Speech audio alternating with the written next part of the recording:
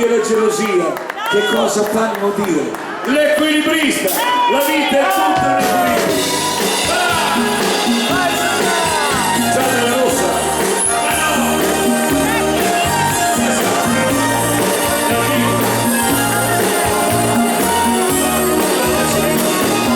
Come un equilibrista, ho sempre camminato sul filo della vita, sul filo dell'amore.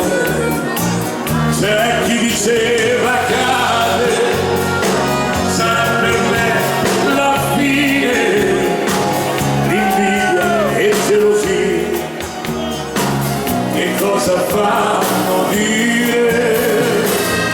L'equilibrista sul filo teso, senza indugiare, cammina e salta, toglie il respiro a chi lo guarda con volto fiero, ringrazierà.